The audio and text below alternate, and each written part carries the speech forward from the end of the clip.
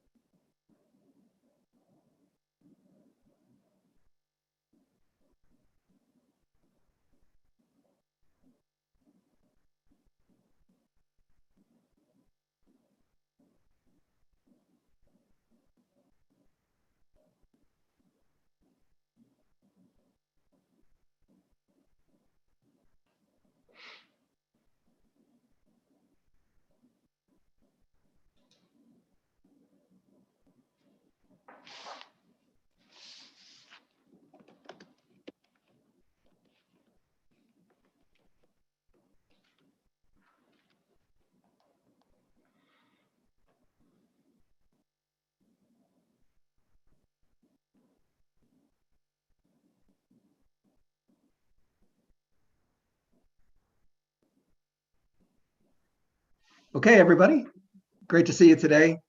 We're doing Life on Campus in the Fall Semester webinar. Pleasure to join you.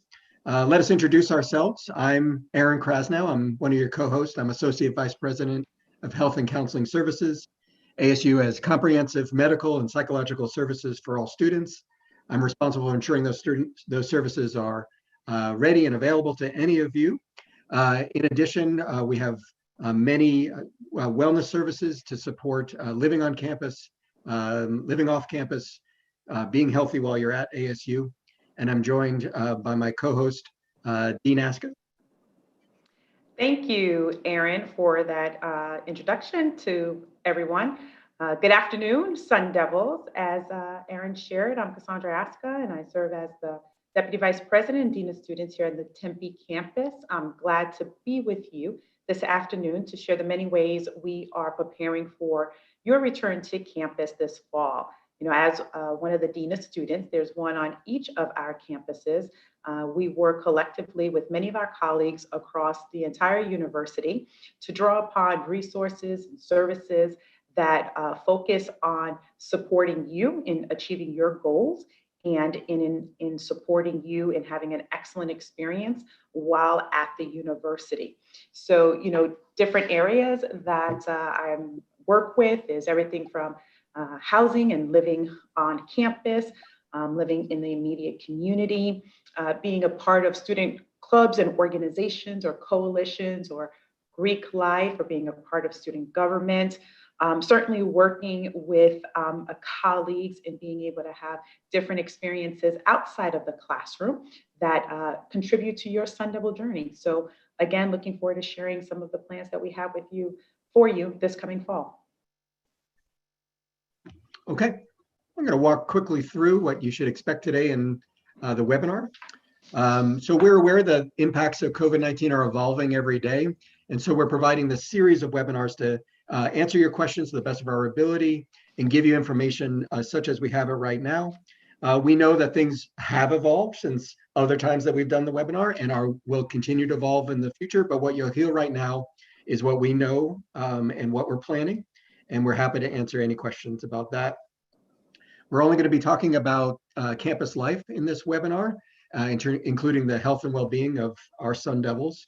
If there's questions about the academic experience and classes, majors, things like ASU Sync that you've heard about, there's additional webinars coming up, including one on July 24th. The first half of our webinar is going to be discussion between Dean Aska and I about a number of things that we've heard already that are common questions. So we've organized today's webinar to approach those. Hopefully those will hit many of the questions that you might have. But then after that, we'll take live questions from you that will be given to Dean Aska and I to answer. No matter what, if we get to your question and there's additional things on top of that that you need information about, or if there's some particular question that we're not able to get to today, we'll follow up with all of you individually to make sure that your questions are answered. And then, of course, this will be, right now it's on YouTube, and there will be a recording available on our Fall 2020 page. Okay, so let's jump in.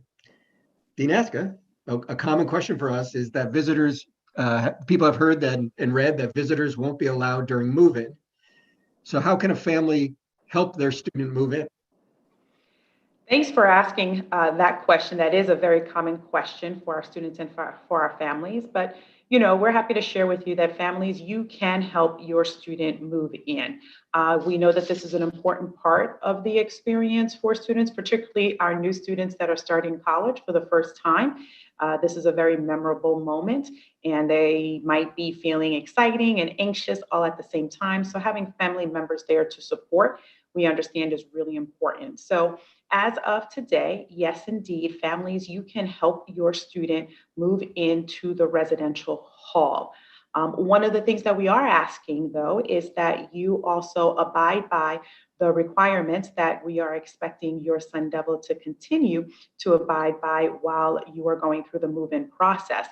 And that is wearing face coverings, remaining 6 feet apart for physical distancing, certainly utilizing our sanitation stations in order to, keep your hands clean and keep your hands off of your face. And so those are the things that we'll be looking to you to participate in as you help your student move in. Things like also taking the stairs. We have our elevators that are limited to 4 people per elevator ride. It may be less during move in as you're carrying your belongings into your residential spaces. So just asking you to come prepared to work with us as we are monitoring the environment and thinking critically about traffic flow. The other thing that we'll ask you is that you all probably have already received and are in the process of receiving the day and time for which you are moving into the residential hall. So a big way in which we're able to make this happen is that families and students arrive during the time that they have been slotted for their move-in experience. Now, simultaneously, we will continue to monitor the local conditions so that if any of this were to change, as Dr. Krasnow shared at the beginning, things are fluid, we'll be sure to let you know that in enough time. We understand this question is coming from a place of we are telling our students that only students that live in the residential hall can visit inside that residential hall. So if you're not living in that particular hall, you cannot go into that space. But during move-in, we want our families to support their students and just to be mindful about how many people you bring and the amount of time you stay in the hall during that experience. Thanks, Aaron. Yep. Well, thanks to everybody who's asked that question. Absolutely. This is one I think we'll tackle together. What health precautions are being made for on-campus housing? Go ahead. All right. So you named a number of things, Cass, that we're doing, which is we're setting up the conditions in the housing to be as safe as possible by reminding people about the things that we know limit the spread of the virus. And the major things that we can do is certainly we can wash our hands, we can avoid touching our face. It's funny, while you were saying that, I literally was touching my face. And then I caught a look at myself. And so I am someone who's still working to break that habit. And I'm in charge of the health center. And it's very, very difficult for us to develop those habits, but we're all working on it. So we can wash our hands, we can avoid touching our face. We can wear our face coverings when we're around other people.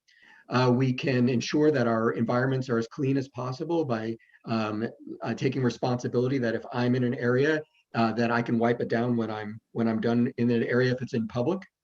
And then we can make sure that we have the important conversations with people, like if we have a roommate, that we're participating in these precautions, this physical distancing that Dean Aska talked about, the wearing of the face covering, that we're making an agreement together, that we're a household now, and that this is what we're going to expect of each other, and we're going to support each other.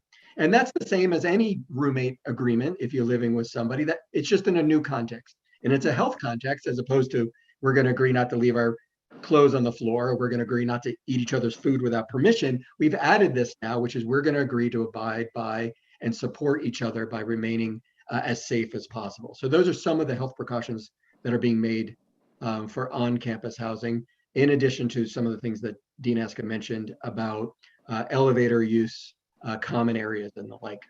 Cass, what else would you want to add to that? Sure. I think you just ended on a good point with regards to the common areas. You know, one of the ways in which we're looking at that is those will be based on reservations. And so through those reservations, students will be able to learn about what the occupancy numbers might be for the different common room spaces so that they are adhering to that expectation, you know, and all of this is to support them.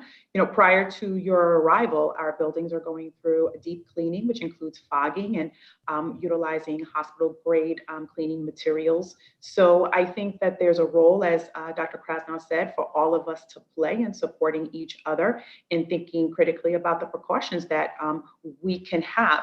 We also have singles. So some students and families have asked whether or not their students can have a single in the residential hall. Those are going quickly. So if that is something that you are interested in, then we ask you to very quickly reach out to University Housing in order to make that request known to us, so we could see if we could adhere to that. Perfect. So many people want more information about on-campus dining. What are my dining options, and will my choices be limited to takeout or grab-and-go food? Sure. Students, you will have many dining options when you arrive here. All will be offered through takeout, and that's part of our strategy in limiting exposure to individuals. And so that includes, you know, you having access to Chick-fil-A and Qdoba and Subways, as well as Starbucks. All of our residential hall dining facilities will also be open for takeout options. So you'll be able to go in, get what you want to eat. And then we have increased the number of seatings that's available for students outside for them to be able to socialize outside with their friends. And probably Dr. Krasnow can speak more to the value of socializing outdoors versus indoors.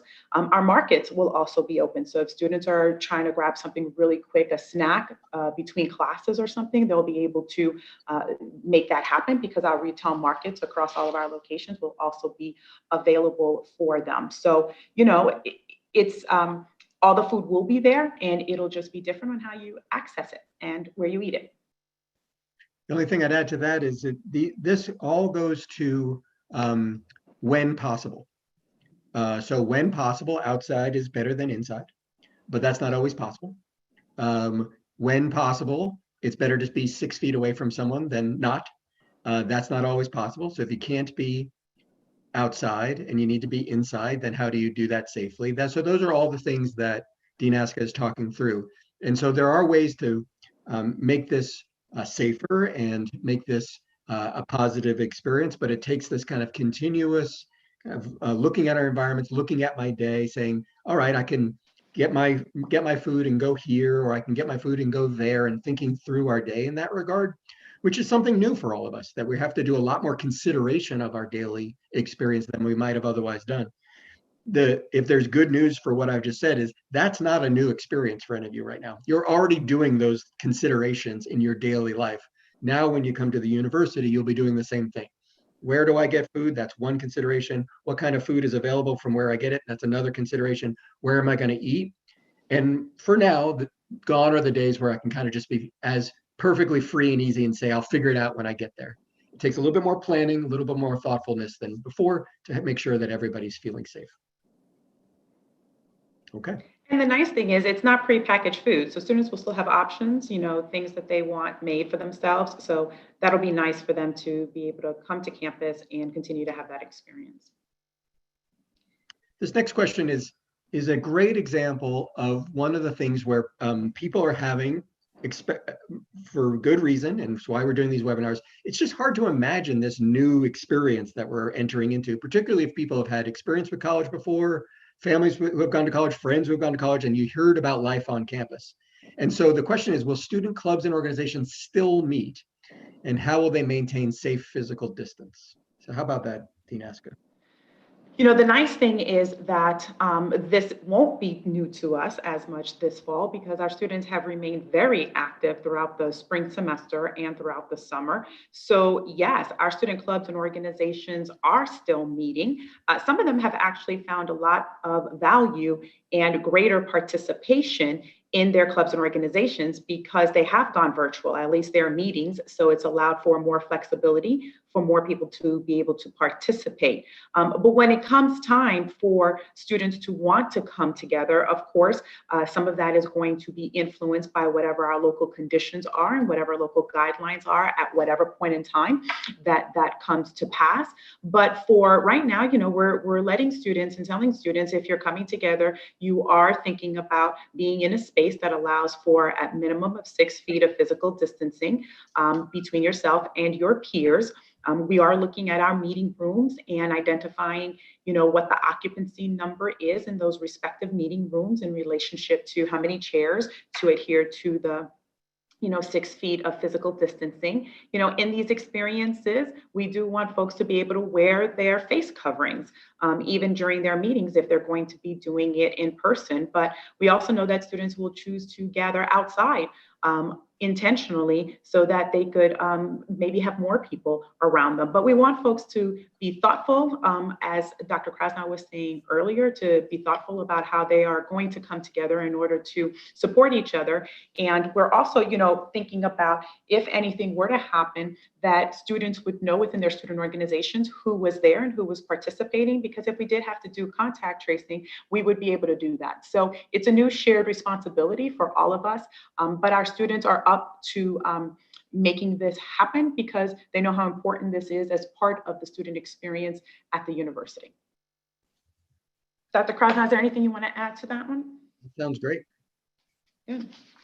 So, this next question is a really good question, Dr. Krasnow, and I know we get this a lot. So can you share with those that are with us, what will happen if someone in their residential hall or class tests positive for COVID-19? Absolutely. So this is on everybody's mind, both for themselves and for anybody that they are going to be around at a university. And so what happens if someone tests positive for COVID-19 is that we immediately engage with them from the health center. Now, maybe we're the ones who did the test, or maybe they let us know that they had an outside test and that they tested positive, or maybe someone tells us that somebody has tested positive and we follow up with that individual. And we ask them, if we don't know them already, we ask them what's going on, and we heard that you tested positive, and then give them the medical care that they need.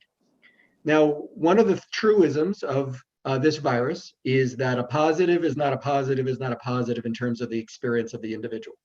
Some people test positive, are totally asymptomatic, feel fine, but still need to go into an isolation for the length of time as recommended by the CDC, which tends to be 10 days post-positive test, which has to include at least 3 days of no symptoms. So the minimum would be 10. It might be longer if someone continues symptomatic, but some people have no symptoms. So they would go into isolation. And then one of the advantages right now of where we're at ASU is then they can continue to attend their classes if they're feeling up to it through ASU Sync. Now, what happens to the people around that person? Well, in addition to talking to the individual who tested positive, we ask them who they've been around. And based on that interview, we find out who they've been around in close proximity for longer periods of time. And right now, the standard that we're using is within 6 feet for more than 10 minutes. Call somebody what's called a high-risk exposure. That high-risk exposure, we get the names of people who fit that category. Now, it's not just 6 minutes, it's 6 feet and 10 minutes. If you kissed somebody, no matter how long you kiss them, you don't have to kiss them for 10 minutes. You feel free to, but you don't have to. But if you kiss them, then they would be a high-risk exposure because of the kissing. But other than that, if you're close to them for a period of time, we would call that someone who's a high-risk exposure. We get a list from the interviewee. And then we call those people and we say, we believe that you have been exposed to someone who's positive for COVID-19. And we would expect you to go into what's called a quarantine, which is a scary term. But what it really means is that we need you to be by yourself for a period of 2 weeks from the point that we understand that you were exposed. So if you were exposed yesterday, then that's the date that it would start. We do not share the name of the positive person with one of the people who has been exposed. That protects people's privacy, their medical privacy. It's consistent with state law. It's consistent with federal law not to share the name of the person. I guess it's possible that you might figure it out if you're the exposure, but we ask people to protect each other's privacy in that regard. Those things do happen. That is what Dean Aska called, what we're doing is a version of contact tracing, and people may have heard that term before. In fact, there's quite a bit of questions about that. And so then both the positive person and the person in quarantine, the person who was exposed, they're by themselves for a period of time. And so then what we do in the health center and in the Dean of Students office is we follow up with both of those individuals regularly. It can be every day, it could be multiple times per day if that's what a student wants or needs, in order to make sure that they have what they need. Do they have what they need medically? Do they have what they need in terms of food? Because if you have to be by yourself and not go out because you're isolated or quarantined, you can't go down to the dining hall to pick up your grab and go food. You can't go to class. So we then check in with you over and over and over again to see what you need. For students who need food delivery on campus, for people in the residence, we'll deliver the food for them. And so we have had to do this before, as every university has. Every municipality has had to manage this around the country. This is kind of normal life and times of COVID-19. And so we have systems worked out that are quite effective at making sure that people have what they need academically and socially, emotionally, and in terms of food. And they will have food delivered right to their door. It's critical, as Dean Aska talked about, it's critical that we see this as a community responsibility. It is terrible luck that someone might test positive, because assuming all of us are doing what we need to be doing, it can still happen. It's just we're lowering the threshold, but it's terrible luck if it happens. And yes, any of us at any time might get exposed to a positive. But by isolating when you're positive and quarantine when you're high risk exposure, by doing what you need to be doing, we can suppress the spread of the virus. What's causing many of the problems around the country right now are two things. One, people not engaging in the effective strategies of physical distancing, mask wearing, hand washing, avoiding groups of people, staying far away from each other. There's just a lot of people in the country right now doing the opposite of those things. I don't know what the opposite of washing your hands. It's probably not washing your hands. But people are gathering in large groups. They're not wearing masks. They're not staying home when they're feeling sick. We need to do those things as a society. The other thing we need to do better as a society is that if we are positive or if we are exposed, we stay put. So at this university, we're going to do everything we can to make that experience, which is admittedly not going to be pleasurable. No one's going to like that experience. We're going to make it as easy as possible so that that person can get through that, still stay on track academically, still get the food and the services that they need, have a check-in from the university every single day if they want, help defeat any barriers they might be experienced by being kind of out of circulation for a period of time so they can get out of isolation or quarantine and back to the rest of their lives, as it were. It is a very, very challenging personal circumstance, and we recognize that. So we're wrapping everybody in that level of care. Yeah. And what I'll add to that, the wraparound is something that comes out of the Dean of Students office in collaboration with many others. And you'll hear the term engager, right? So we'll have a team member be connected to the student who is experiencing being quarantined or in isolation, and reaching out to them as often as they want during that period of time that they're in isolation or quarantine, and be working with them with regards to food, with regards to their academics, and any other circumstances that they may have, referring them to telemedicine if there's additional questions that they have about their own medical care or the symptoms that they're experiencing. And while these engagers are committed to calling you, the student, on a daily basis, if you're like, nope, I just need it every other day or once a week, then we'll do that. So I think the important thing, as Dr. Krasnow was sharing, is, let us know. We're here to figure it out with you, and that we have put together some support structures and mechanisms in order to see you through the end of this and be well and back into your routines. One point of clarification on the exposure time and what could happen that I just want to make sure I'm clear about. If you're within 6 feet of someone for more than 10 minutes and you're wearing a face covering and they're wearing a face covering, it is likely that we might not call you a high-risk exposure, but that's where the interview with the positive person becomes so critical, because there might be, it depends on what you're doing during that time. It depends on what else is happening. But in general, that's why we work so hard to make sure that when you can't physically distance, you're wearing a mask. Both people are. And that's the critical part about not being a high-risk exposure. If you're near each other, nearer than 6 feet or more than 10 minutes, is that if you're both wearing a face covering, it dramatically reduces the chance of transmission and would dramatically reduce the chance of us calling you a high-risk exposure. And what I've seen and noticed is, our students are a part of the community, and they recognize that, and they're communicating with us and keeping us informed so that we can be and continue to communicate as necessary to others. So I think that's a really good thing about our Sun Devils, and I'm proud of them for that. Dr. Krasnow, the next question I think would be perfect for you too is, how will COVID-19 testing work for students, and will testing be free? Yeah, so we have a gigantic advantage at this university, which is that our biodesign laboratory has invented a saliva-based COVID-19 test that's more accurate than commercially available tests through nasal swabs, and is minimally invasive in the sense that you basically spit into a tube, and has turnaround times of 24 to 48 hours, which right now in the marketplace, in the commercial labs, are seeing lengths of times of 5 to 7 to, in some cases, 12 days lag time between results. So we have this on-campus lab that invented this incredible science available to faculty, staff, and students. For students, I'll answer both parts of it. How does it work, and what does it cost? So how it works is we're asking any student with symptoms to make an appointment for telehealth with our health center, which is easily done through our website, the ASU website and the health center website. And when you do that, it takes you to a series of choices where you can say what's going on with you, that you're experiencing symptoms of COVID-19. You have a cough, a fever, shortness of breath, and the rest. And in doing so, then you make an appointment with one of our medical providers. These are our medical providers. They work in our health center, and then they will see you for telehealth. Then based on that telehealth meeting, if you need testing, then we'll test you.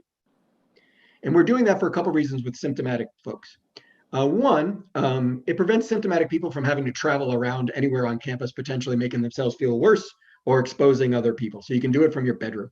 And you can meet with our doctor or our nurse practitioners, and you can talk about what's going on. And then if we think you need testing, then we have a fast track to do one of these testing, where you don't even have to come into the health center barely. You just come to this side place where it's our testing clinic, or on Poly West and downtown, same thing. So I was talking about the Tempe one for the side door, Poly West and downtown, absolutely as easy as I described. You spit in the tube, you're on your way, you go back home and you rest. So that's for symptomatic people. Students can also avail themselves of testing when they're not symptomatic. And it's available to students who might want to know or might have heard or were concerned about their exposure. Even if we hadn't contacted them, it's available to them. And so there'll be messages going out to new students, to returning students about testing sites on all 4 campuses available every day. There'll be a site somewhere in which students can come and get tested there. That doesn't require visiting with a medical professional. And we think of that as the solution for asymptomatic people.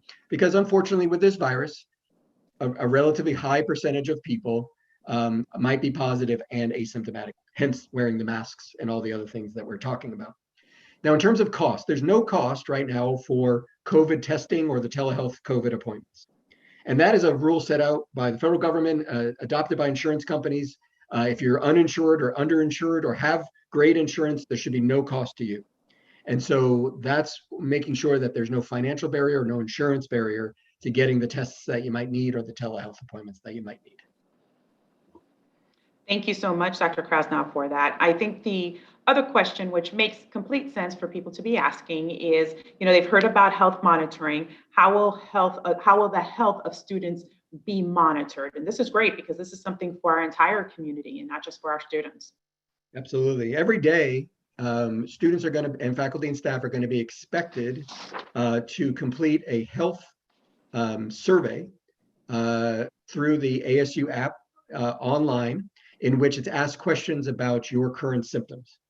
And in doing so, if you have no symptoms, then the app says you're good to go. You can be on campus, you can be in class, you can be wherever you need to be outside of your room. But if you do have symptoms, based on those symptoms, there's some additional questions. And for some people, as they ask those additional questions, there's an algorithm in it that then tells you, I'm concerned about those symptoms, so let's get you an appointment with a healthcare provider, or stay put and watch that, don't go to class, and everything else. And so that way, we're all going to get used to every day putting our symptoms and our experience into this. All the data is held in confidence, so it's not shared widely at the university. It's held as protected health information. And in doing so, we're all going to just get in the habit of doing that, faculty, staff, and students. One of the things that's particularly true about American culture prior to this is that there's often been a case in which people were sick and they still went to work or school. And all of us are guilty of that. And somebody calls us on it and they say, "Are you sick?" And then many of us go, "No," or "It's allergies," when it's probably not allergies. And so we've done this for a long time in our culture. We absolutely have to break that habit. We should have broken it before. Certainly wasn't good with cold and flu. It's absolutely critical right now that we break that habit as it relates to COVID-19.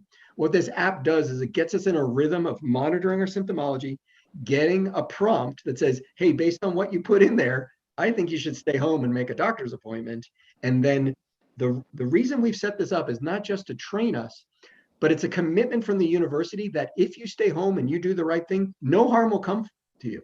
You won't have to stop out of class. There won't be an attendance issue. There won't be a problem in terms of academic completion. There will always be a reason and always be an excuse. You are helped in that regard because again, back to where I was saying before, the only way we suppress this virus is all do the right thing. And the most important thing is if you have any symptoms is you do not go out and you get the help that you might need. That's going to be something most of us have had no experience doing in terms of everyday monitoring our symptoms in that regard. But I think pretty quickly it's going to become normal for everybody because everybody's going to do it. And if you forget on a day, you're going to get prompted and say, and just like always, we're not going to assume you forgot on purpose. We're going to be like, "Oh, looks like you forgot." You're like, "Oh, then you need to put that in there." Because it's an expectation that it's done every day for anybody coming to campus, faculty, staff, and students. And that includes Saturdays and Sundays, because we know we're all staying active on those days as well. So that's something good for us to know. And then to your point, Dr. Krasnow, the nice thing is we do have ASU Sync, and you mentioned this earlier in the opening. There's a webinar about how to engage academically on Friday, July 24th, and that's another great webinar for individuals to learn about our ASU Sync platform and how students can continue to engage in their classes even though they are staying home because they may not be feeling well. So good information there, more good information there.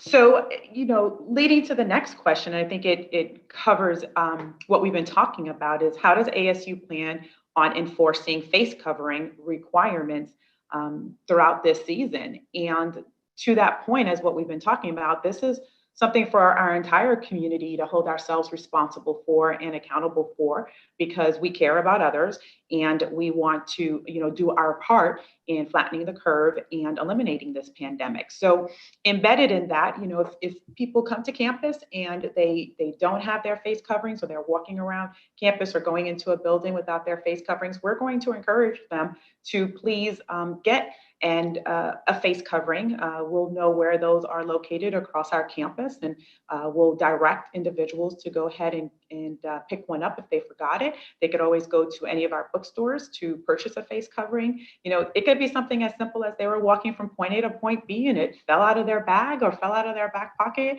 or they took it off and it fell by accident and they didn't have another one on them. So we understand that those things can happen. And so we want to be sure that there are face coverings available for students around campus, and or they go to the bookstore and pick one up. For their classrooms, again, with ASU Sync, it gives students the opportunity to be able to if they forget their face covering, they could go back to their rooms or homes in order to still participate in class because of ASU Sync. Faculty members will ask you not to come into the classroom, because again, face coverings are required for all of us to wear inside all of our buildings and in public spaces and in common spaces. And so especially in spaces where you're not 6 feet apart from individuals. And that could be walking from point A to point B between your classes. So be ready for that. It's also thinking about in the classroom, if you're expected to wear closed-toe shoes in a lab, then this is the same thing. You're expected to have your face covering in a class in order to participate. So we're always thinking about the safety and what works for our entire community. At the end of the day, if it's something that's becoming more disruptive and questionable, we do have the student code of conduct. It's not the first place that we want to go, but it is a place that we can go. And again, because the institution we're requiring it, then we are expecting everybody to abide by that. Dr. Krasnow, would you like to add anything to that one? No, that's tremendous.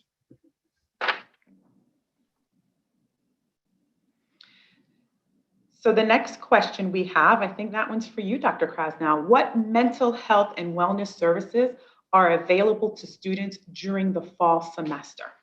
For sure. So our approach to mental health and well-being at the university is in full, not by a department. So what we expect of our faculty and staff and your fellow students is all of us take responsibility for each other's mental health and well-being.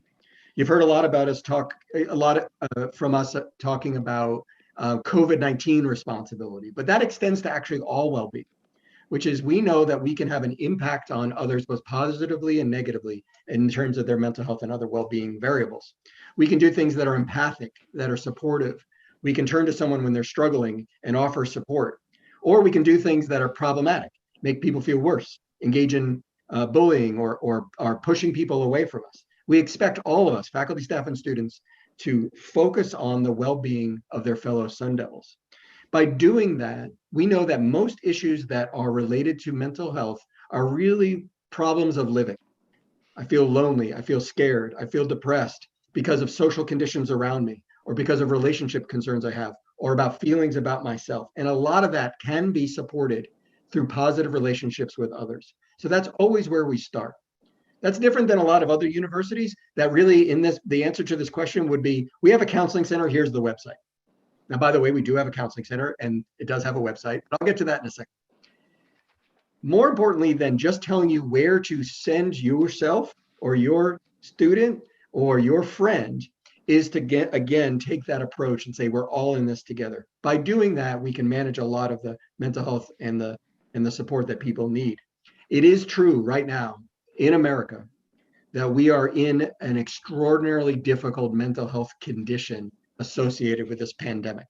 People are feeling more stressed, more anxious, at times more depressed than they ever have before, which I want to tell everybody on this webinar is a very reasonable response to what's happening. It would be extraordinarily unusual if in response to this pandemic, people weren't worried or didn't get sad sometimes, or sad a lot, or didn't wonder how things are going to turn out, or get mad that we're even in this situation. All of that is actually a very healthy and normal response to a global catastrophe like this pandemic. The question for us is, what do we do while we're feeling that way?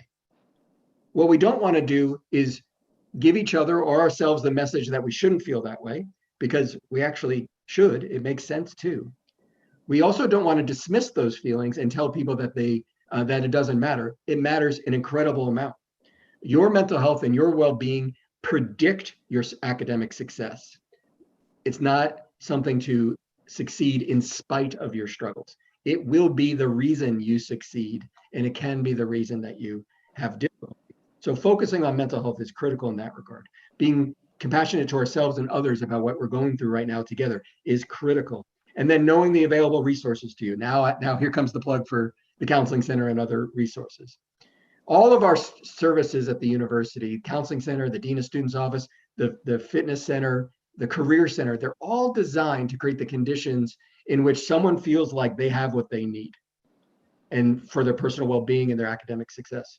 The Counseling Center in particular has psychologists, social workers, counselors available to any student for any concern that they need.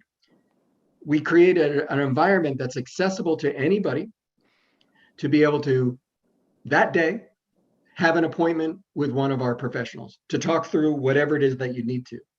We don't at that moment know anything other than the conversation that we're having with you. And we don't presume that if we're talking to you, that means you're going to end up with us for 4 years of psychotherapy.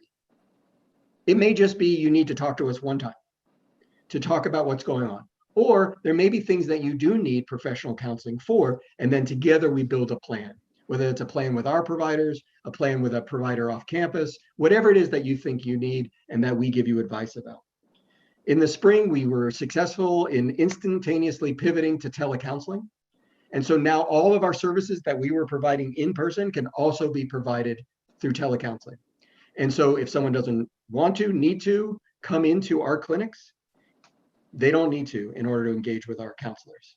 And that has really helped. One, it's helped what we call de-densify the environment, less dense in the environment. So not as many people sitting in a waiting room who don't otherwise have to be in that waiting room, because you can talk to a counselor without having to actually physically show up in our clinics. And it also allows us to focus on the in-person care that we might not otherwise be able to do through telecounseling, which tends to be about things like crises, in which someone's in an acute crisis themselves and they need to meet in person with somebody, which is some people, but certainly the majority of care can happen through telecounseling. Satisfaction with telecounseling is very high. Lots of students really like it. We didn't know exactly how people were going to respond to it, but we've been pleasantly surprised that both our psychologists, social workers, and counselors and the students themselves have adjusted to it quite easily. And there was a big demand for it, that even if somehow we weren't in the pandemic, we'd likely still be doing telecounseling. So there are all these supports in the environment, and we know that you want it. We know that you might need it, and we're there for you in that regard. Great. Thank you, Dr. Krasnow. I think that's really important information to share with everybody who's participating today.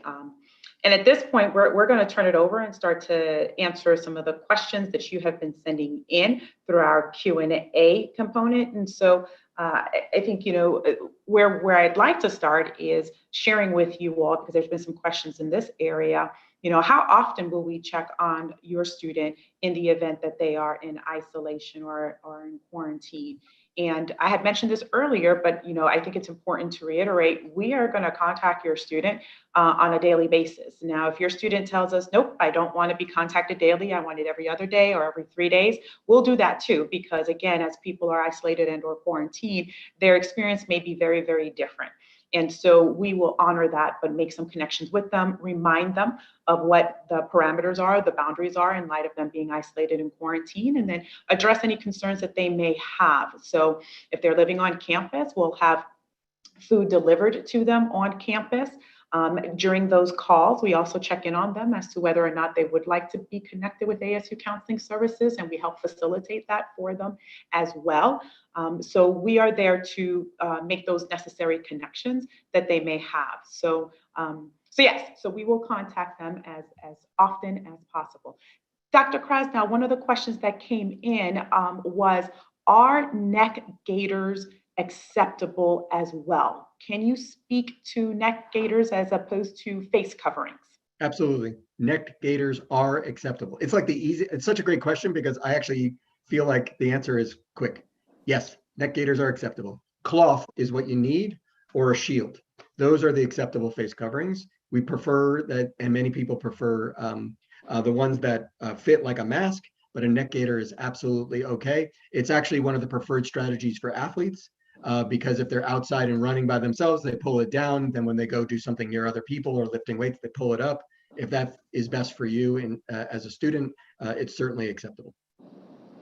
And while we're not giving out neck gaiters, we are giving out face coverings. And so that's another question that's out there, and we want to share with folks. All of our students, whether you are living on campus or you are off campus, you will receive a community of care kit.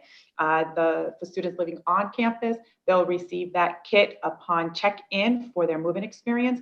For those who are not living on campus, they'll be able to pick theirs up in the bookstore. And in that kit, we have a starter hand sanitizer. We have a couple of sanitized wipes. We also have a thermometer for you to utilize, and each of our students get 2 spirited face coverings, as well as instructions about the benefit of utilizing all of those items and the value add to our greater community during this season. There was a couple questions that in a row that asked for a little bit more clarification about quarantine isolation. Cass, can I hit those? Sure. Okay, so one of the questions was if someone needs to quarantine away from others, how does that work? And so if someone is in a single room, certainly they can stay in that single room. If they have a roommate, then we start to work on other living arrangements for the individual. We have a number of rooms set aside in our campuses to ensure that if people need temporary places in which to quarantine or isolate, then we have that available to them, make it as easy as possible. One of the questions was, if you test positive, are you sent home? Not by rule are you sent home. What you are is placed into isolation.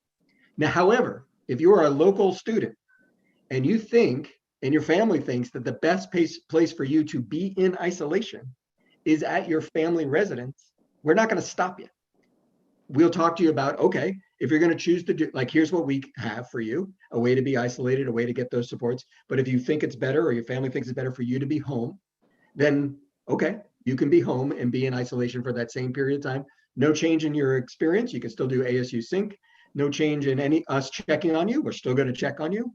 Yeah, you should talk about that with your family, because if you're going to isolate at home and it's real isolation, then yes, you're not going to be exposing your family members. But if your family members spend time around you, then they become the high risk exposure. And if your family's okay with that, okay. So then it's all this discussion about what works best for you, but we would never stop anybody from finding an isolation experience like their home environment if that they think works better for them. The essence of that is every circumstance is different, and we are in this conversation with the person. What works? Where are you at personally? Where are you at emotionally? Where are you at medically? Where are you from? What do you need? What time of year is it? Where are you at in your academic experience? And that's why Cassandra's team of engagers, these people who are assigned to you as basically your support through this experience, spend so much time talking to you, because what day 1 of quarantine looks like and what day 9 of quarantine look like might be quite different. Day 1, you might be quite anxious, and by day 9, you've got your rhythm of classes and Netflix, and you move on with your life. Or for some people, vice versa. They might think, oh, this is going to be a piece of cake. I would love to just sit around and watch Netflix for 2 weeks. But after 4 days, they're feeling very, itchy to get out. And then we're there to help them through that. It just kind of depends on the experience there. There was a question about the tests as well, because the tests lead to these results. And are they FDA approved? They are. Our lab, the Biodesign Lab, is at the top level of certification for laboratories. It has to pass every level of inspection that any commercial lab or any top quality lab does, and all of these tests are FDA approved. One other part of that was, do off-campus students have access to COVID testing? Yes, same as on-campus students. And so everything that I described is available to off-campus students, the health center for symptomatic, these testing sites for asymptomatic, absolutely any student, not just residents.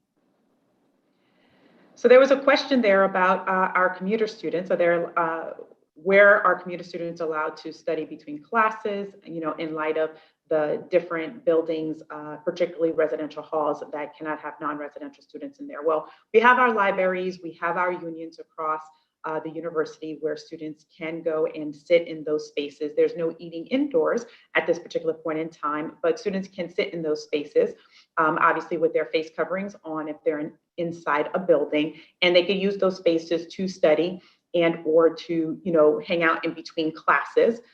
There's also the opportunity for them to sit outside. Like I said, we have increased our outdoor seating, and finding different places to find some good shading will be really good. So yes, students will be able to utilize those other spaces in between their classrooms in order to study, or just to pause for a little bit before they go to their next class, or hopefully student organization meeting. Another question that has been posed to us is whether or not students are required to live on campus. If they prefer to attend remotely, can they do that? And so the answer is yes. We want students to engage in their classes where they are most comfortable, right? So that's the benefit of ASU Sync. That students can participate in their academic coursework wherever they are most comfortable. So if that's a decision that individuals are making, then again, we ask that you communicate with the university sooner than later. We have had students say, well, I want to start here, but I want to switch. Can I do that? The answer is yes. If they want to move on later on, they can do those things. And so we are here to monitor the situation closely and be able to answer your questions as you need them for your circumstance. The other important thing that somebody is asking, and I do appreciate this because student code of conduct falls under my umbrella as well, and that is, what is the process for students on campus to report behavior that poses a greater general risk to the community, such as a large gathering in the residential room? Well, in COVID season or outside, hopefully sooner of COVID, we want students to do the same thing, and that is having a shared responsibility with regards to when students are observing behaviors that are questionable, that they contact, if they're living in the residential hall, their community assistant or their community director is the person for them to reach out to. They could go to their front desk within their residential hall and speak to their desk assistant and ask for guidance as far as how that situation might be able to be handled. They'll also be able to call, depending on what time it is, their Dean of Students office and report it at that particular point in time. And then between University Housing, the Dean of Students office, Student Rights and Responsibilities will be able to follow up. But what is important is that students are communicating that, because it is about the well-being of the entire community. So certainly appreciate that question and attentiveness to want to take action.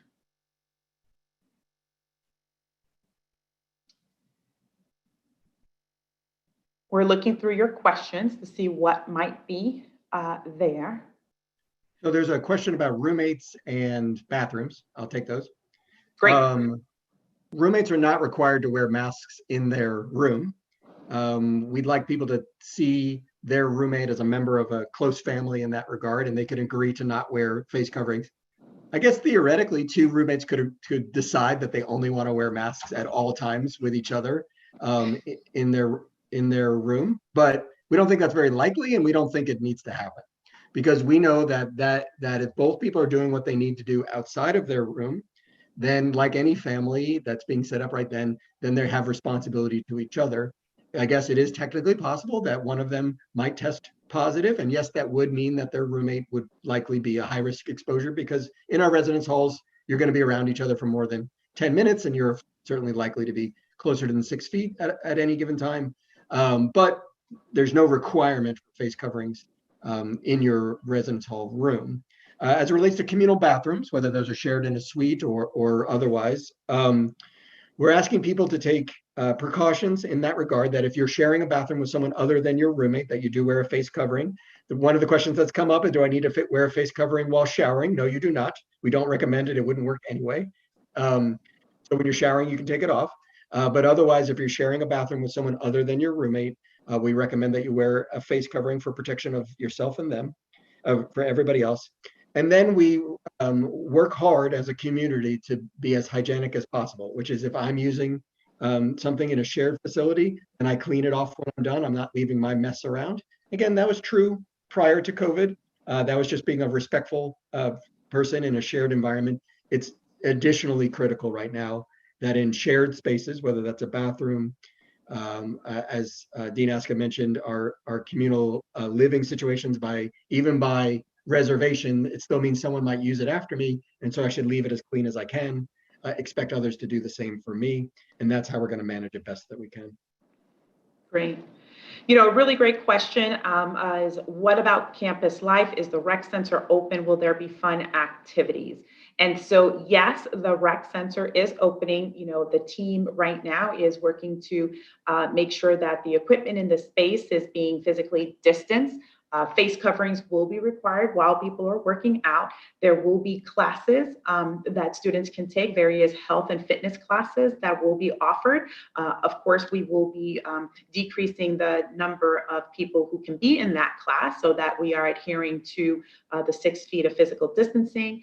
And so those experiences will be available. Right now, you'll be able to make reservations to utilize the pool for lap swimming. General swimming is not yet available, so that's going to be delayed. And then certainly we're continuing to monitor everything with regards to what types of activities can be done within the sports space within our rec center that is not a high risk. And so there might be some activities that are more likely than less likely for you to enjoy. A lot of our activities are also something that you can connect with virtually. And so we have seen students taking their yoga classes outdoors and following the rec center and following the instructions online. And so those things will still be available to students for them to participate in. Yes, we are also looking to have in-person types of activities in smaller groups and limited sizes. And so you look forward to that as you get closer. We'll have a fall welcome schedule that should be coming up live within the next 2 to 3 weeks for you to be able to look at to see what different events and activities are. I know there are a lot of questions. Well, we have over 1,000 clubs and organizations at the university and are finding unique ways to introduce you to those clubs and organizations for you to be aware and hopefully get involved in. One question that I saw on there that I think is likely on the minds of every family member and maybe many students is if I do get sick and I start to get worse, what'll happen? Which is one of the things that all of us are thinking through as it relates to the virus. And our engagers are the critical link in that regard. And so for students on this call, if this ever does happen where you test positive or you're in quarantine, please answer your phone, please answer your text, please answer your email. We want to be in touch with you. We particularly want to get in that habit that if you do start to feel worse, that we're there to help you and connect you to the medical care that you need. It can be worrisome and scary to imagine that someone might feel worse. And when we see things about hospitals and medical care in the United States and capacity and things like that, it can make us just only assume the worst. So we're trying to be hopeful about the improvement in the United States and in Arizona about what's going to happen with COVID-19, and we're all doing our part to try and bend that curve in the correct direction. We think that hopefully everybody's gotten the message about wearing face coverings mattering, and people start to really adopt that. And also at this university, we have some huge advantages as it relates to medical care. One, we have this comprehensive health center that has currently 26 board certified providers, specialty care in many areas, on-site laboratory, this incredible laboratory through biodesign. And we also have a university partnership with the Mayo Clinic that gives us incredible access to Mayo Clinic's expertise, their medical care, their hospitals when we need it, specialty care if a student is ever ill or injured. And that partnership has helped us weather all sorts of storms in the past on an individual's experience. We're a big university, and sometimes some students have gotten pretty sick or gotten injured. And as a result of these incredible resources on campus and these incredible relationships, we're able to do things that if someone was out trying to do it by themselves, they would not be as successful. And so we're very confident that through these partnerships, through our connections with hospitals in the Valley, in particular Mayo Clinic, through our expertise on campus, that even if someone worsened with their conditions, we'd quickly be able to respond to what they need, ensure that they got every available matter of care that they would need to support them until they recover. Excellent. Well, we are thankful that you all spent this hour with us. We hope that you were able to gain some insights and some additional information. We know that there is more information that is available to you, and so you can certainly go to our Fall 2020 website, where there is additional information, as well as the link for the webinar on Friday, July 24th, regarding how we are doing our academics with ASU Sync. In addition, we have an FAQ page that you can go to that is being updated on a regular basis so that you can also receive up-to-date information. And certainly, if you have any questions that have not been answered, you could always contact the Dean of Students office at deanofstudents@asu.edu, and we will do our best to reply to you as quickly as possible. Once again, we are thankful that you've given us this time, and we look forward to a successful fall semester with each and every one of you. Thank you very much.